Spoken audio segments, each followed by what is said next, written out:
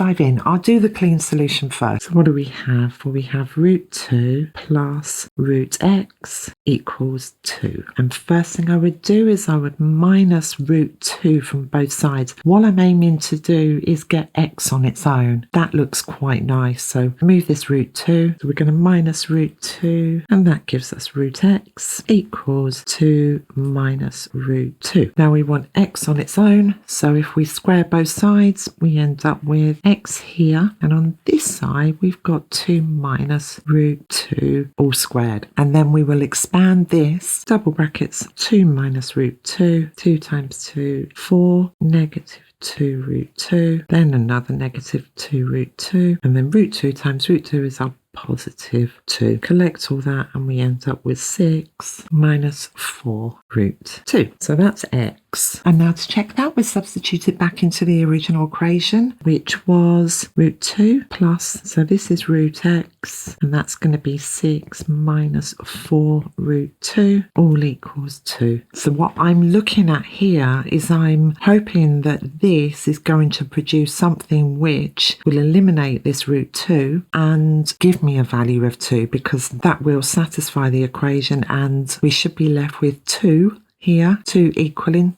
2. And our lovely clue is that we know x equals 2 minus root 2 squared, and we know when we expand that we end up with 6 minus 4 root 2. So by putting 6 minus 4 root 2 back under a square root sign, we know we're just going to end up with 2 minus root 2. And so from that we can just go root 2 plus 2 minus root 2 equals 2. So we have root 2 minus root 2, they're eliminated, and we're left with 2 indeed equals 2. There we are, nice clean algebra solution. Just about got it on one page, didn't I? I mean, there's the original. Move it up for you, keep it all on that one page. Now let's do the longer version, and like I said, any algebra fans, you're going to love it. So we change the pen colour to purple. We call it the long solution, and I definitely won't be able to keep this all on one page, although I'm not going to do all the steps in between. So there it is, root 2 plus root x equals 2, and the first step was to square both sides. From there, the brackets could be expanded, and from that you can see perfect square. So when expanded, they would form a squared plus 2ab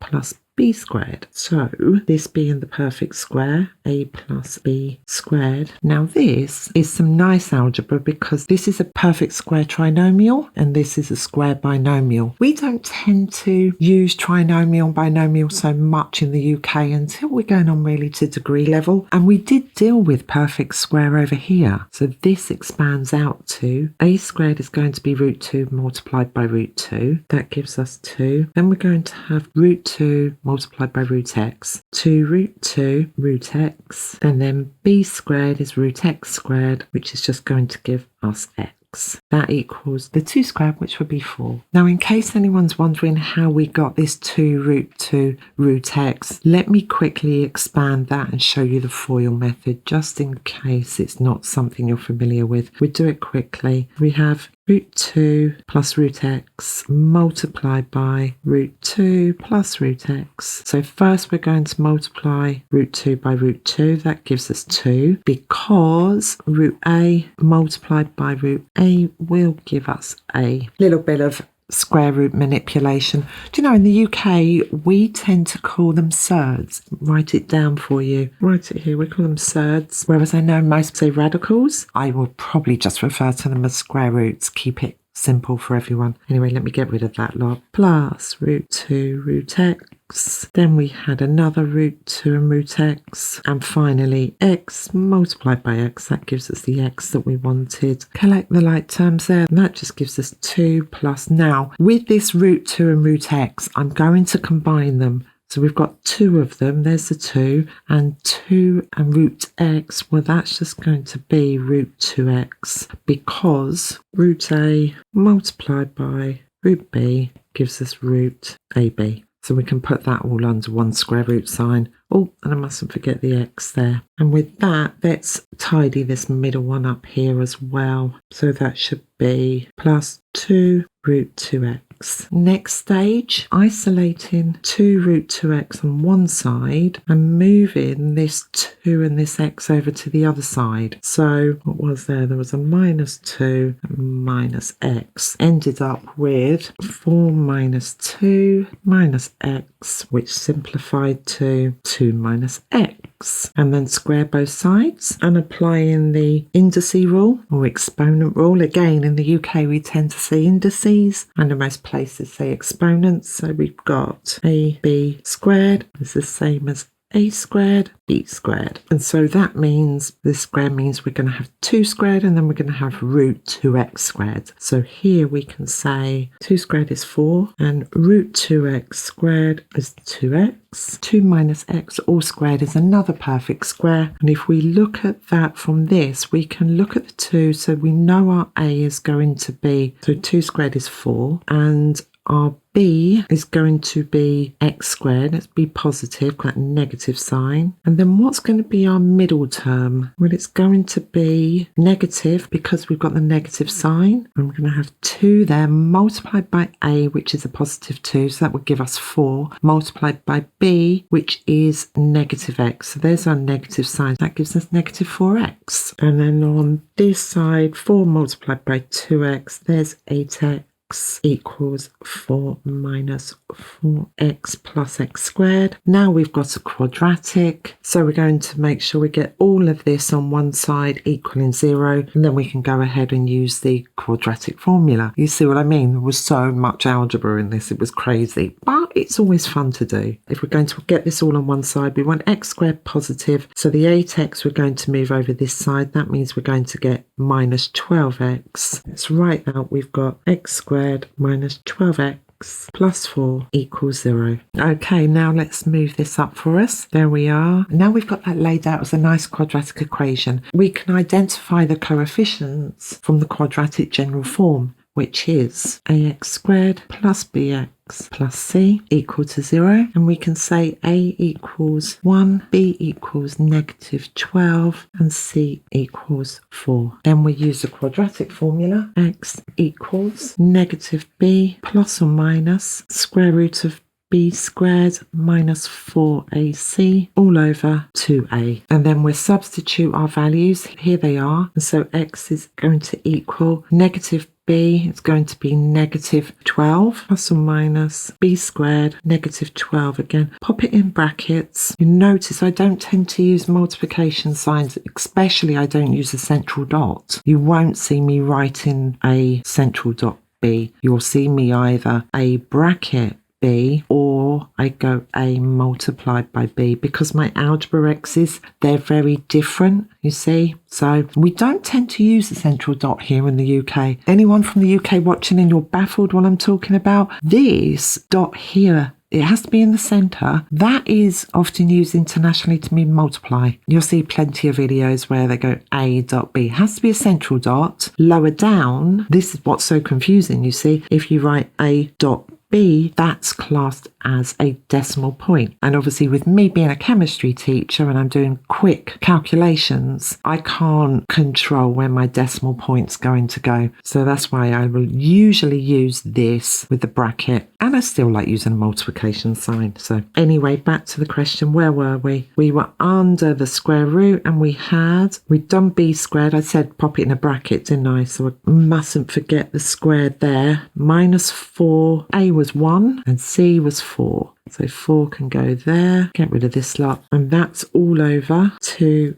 bracket a, which is 1. That gives us x equals negative multiplied by negative 12 is 12 plus or minus the square root of negative 12 squared is 144 minus, and we've got 4 multiplied by 1 is 4 multiplied by another 4 is 16 all over 2, and move us up again. So that gives us x being equal to 12 plus or minus square root of 144 minus 16 is 128 all over 2. And let's simplify what's under this square root sign. So we want 2 values, the factors of 128. Ideally one of them to be a square number. We want the biggest square, don't we? And we can see that's 64, 2 lots of 64. X equals 12 plus or minus 64 multiplied by 2 all over 2. And so root 64, the square root of that is 8. And that gives us x equals 12 plus or minus 8 root 2 all over 2. Simplify down this fraction. It's worth pointing out that what we've got here, I'm going to take it up here rather than scroll down the page any further because we've got this blank space. But we have 12 plus or minus 8 root 2 all over 2, and that is 12 over 2 plus or minus 8 root 2 over 2. So this is just these two fractions combined, or this factorizes to these two fractions, and from that we can go ahead and simplify, and that means our first fraction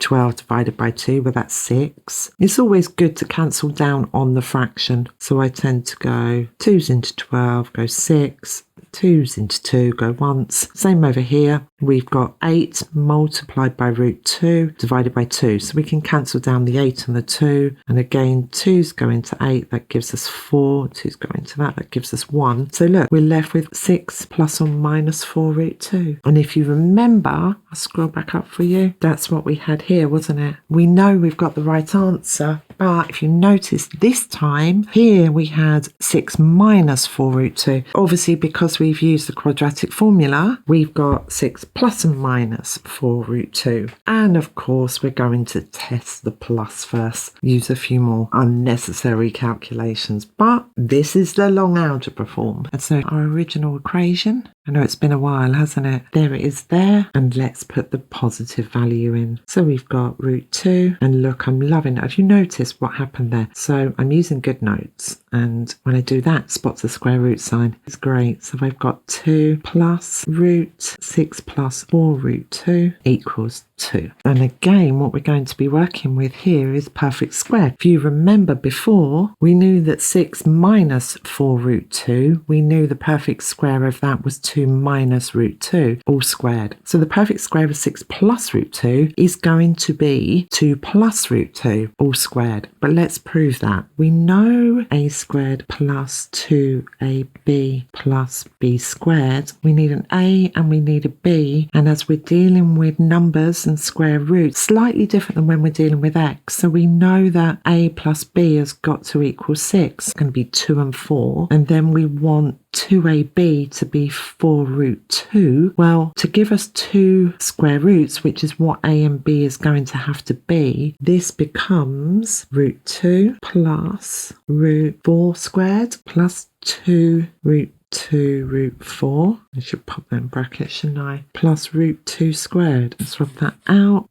That equals 2. We can take this as a, which is root 4, plus b, which is root 2. There's our perfect square, equal to 2. And we will eliminate the square root sign and the squared term, leaving us with root 2 plus, we got root 4, so that's the square root of 4, which gives us 2, plus root 2. Does that equal 2? And we can say no, because root 2 plus root 2 is going to give us 2 root 2 plus 2 does not equal 2. And so we can say that x does not equal 6 plus 4 root 2. And then we know 6 minus 4 root 2 does work, but let's prove that as well. Pretty much the same thing. I'm not going to do all those steps. I mean, do I really? Let's move it over here, save us dragging down another page. What have we got? Well, we've got root 2 plus the square root of 6 minus 4 root 2. I've never said root 2 so much in a video, I don't think. And we know that this 6 minus 4 root 2, that's going to give us what we had over here, root 4, but we'll have a minus root 2 squared. And there, square root, squared term goes, and we've got root 2, square root of 4 is 2, minus our root 2, equal to 2. Does that equal 2? And yes, you can see, because 2 minus root 2, they're eliminated, and we're just left with 2. 2 indeed does equal 2. And there we are. I hope you found that useful. If you did, go ahead and hit the subscribe. Thank you so much, and I can't wait to see you in the next one. Take care, won't you? Bye bye.